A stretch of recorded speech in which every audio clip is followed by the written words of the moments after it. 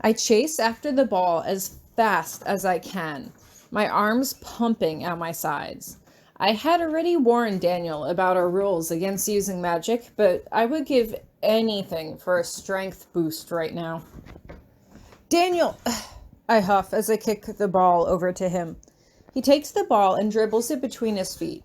He's not bad, and he manages to get it around Kaio, who is playing defense for the other team.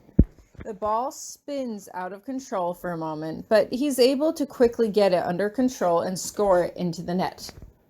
Hooray! Virginia cheers as she runs over to give him a high five. That's 3 for our team. No fair, Jacob pouts. Why does the new guy have to be on your team? We should make this more fair. We should do girls against guys. Are you sure about that? Virginia asks as she puts her hands on her hips. If we do that, you guys are going to lose for sure. Maybe there's a way to balance the teams with people who have more experience? Ellen offers, but Virginia just shakes her head. But Daniel said he had no experience, Virginia counters. Daniel turns to me, but I just stare right back at him. I was his guide to learning how certain things at Iris worked, but when it came to social situations, he was going to have to learn on his own. I don't have any experience, Daniel finally says. We don't have soccer where I come from. The closest thing we have is football, but it's different from your American football. You see, Virginia asks, the teams are fair. You guys just aren't happy because you're losing. Whatever, Kaio says as he rolls his eyes. The game isn't fun if there's no chance you're going to win. Then play better, I say, standing up next to Virginia. We all saw it. Daniel ran after the ball, and you just sort of walked towards it. You can't expect to win if you don't even try. Why try when he's faster than me? Kaio demands. We should be using magic. Then that would be fair. We've been over this, Virginia huffs. No magic. That puts everyone on an even playing field. Not when he's stronger, Kaio points out. I should be able to use magic to make myself as strong as he is. Then it would be an even playing field.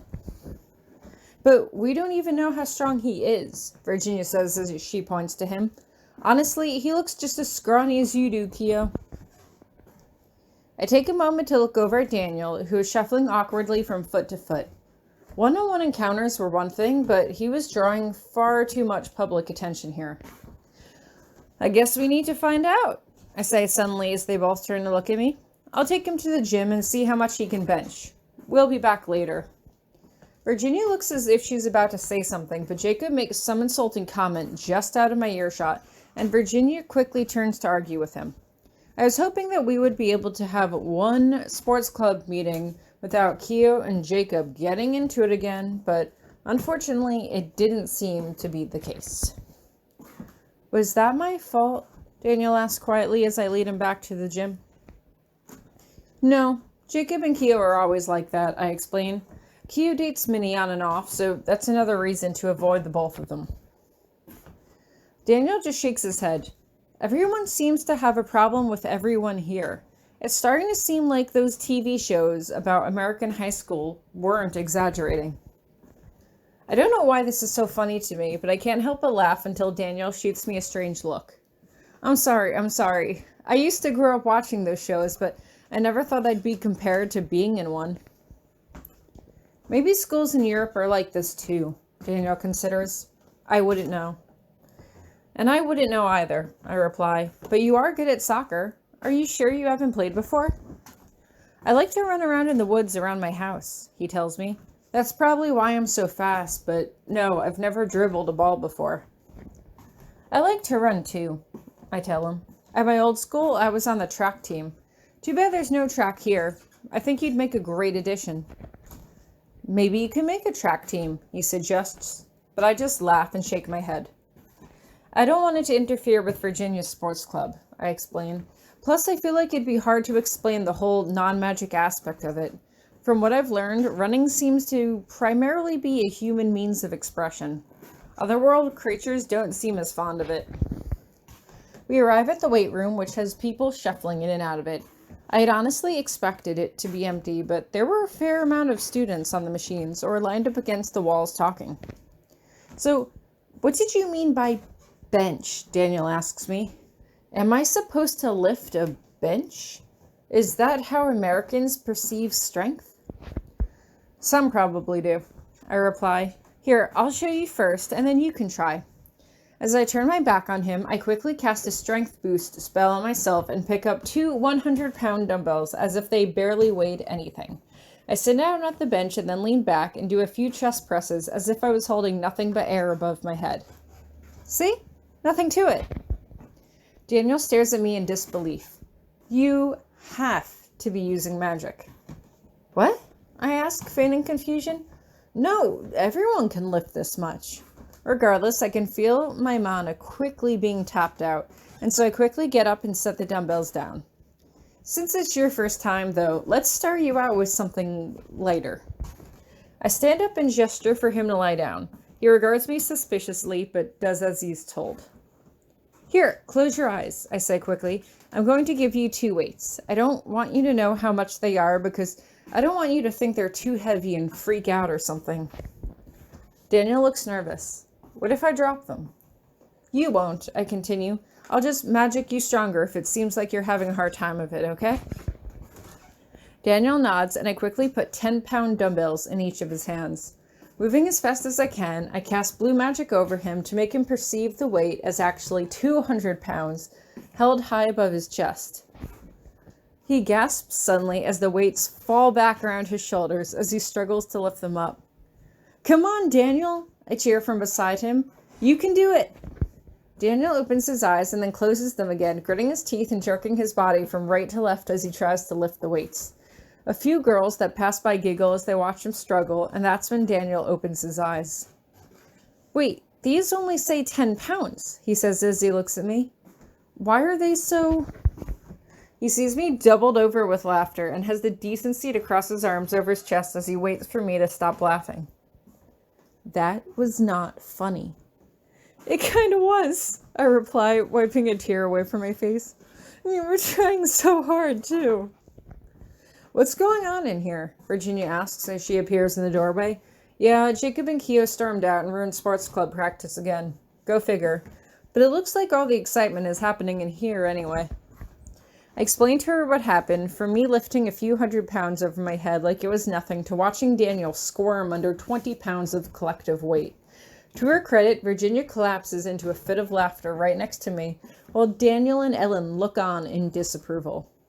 That's not really that funny, Ellen says. He could have gotten hurt. No, I say as I shake my head. I wouldn't have let it go that far. I'm impressed, Virginia says as she looks at me. Although I think you might be spending too much time around Donald. He's not going to be happy to hear that you out-pranked him. Donald? Donald Danson? Daniel asks, as if he's suddenly putting 2 and 2 together. He and Luke live right down the hall from me. Small world, I say as I start to sober up. Have you been caught in any prank wars yet? Not to my knowledge, Daniel says as he shakes his head. Although they did ask me if it was better molded or loose. Ellen looks confused. If what was better... Don't, Virginia says, rushing over and putting a hand over her mouth. What did you tell them? I told them loose is probably worse because it's bound to create more of a mess. Daniel replies, his face turning red. But they didn't actually... Oh, Donald is in so much trouble, Virginia hollers as she rushes out of the gym with Ellen following along behind her. We should probably make sure no one gets killed, I say quickly as we head out behind them. Wait, Tori? Daniel asks, and I hold back. Yeah? Don't worry, you're not in any trouble. Virginia doesn't hold it against you, I'm sure. His name is Donald Danson, Daniel says. So that's Virginia Danson? Of the Danson family? Yeah, I ask slowly. What about them? They're well known in the magical community, Daniel continues. I've never met them, so I'm not worried about them recognizing me, but someone they know might. Professor Grabiner warned me to stay away from them, especially Donald. Grabby just thinks Donald is a troublemaker, I say hotly. And he is a bit of a prankster, and okay, sometimes he does take his jokes too far, but he generally means well. He's mellowed out a lot since he and Ellen started dating, but all Grabby knows is what he sees him in detention every week. Daniel seems to be mulling this over for a minute, and his silence is starting to make me uncomfortable. What's on your mind? They're your friends, he says at last, but they're not my friends. You said yourself, I'm only going to be here for 1 year. I should be making friends of my own. True, I say, but I can't help but feel vaguely insulted nonetheless. But Virginia, Ellen, and Donald are people who you're going to want in your corner if you ever need them. Remember that there also aren't a lot of freshmen around right now. Once summer's over, you'll have a lot more time to make friends of your own. Right now, I'm just trying to get you to know some people and get out of your shell. I understand, Daniel replies. Although if it's all right with you, I think I'd like to head back to my dorm now before my meeting with Grabby later. Wait, what? I ask as I whirl around to face him. I received a note under my door saying that he requested my presence for tea this afternoon, he tells me. In his room. I blink at him. Do you know where it is? Oh yeah, Daniel replies. I've been there before. I can't help but fume. Hieronymous had invited him up to our room for tea, and I hadn't even known about it. What would have happened if I had come in wanting to take a shower and Hieronymous was just having high tea and biscuits with some stranger? You know what? Let's go now, I say suddenly. No time like the present, You sure he's not going to mind if you come with me? Daniel asks, but I just shake my head. Well, we'll just have to find out now, won't we?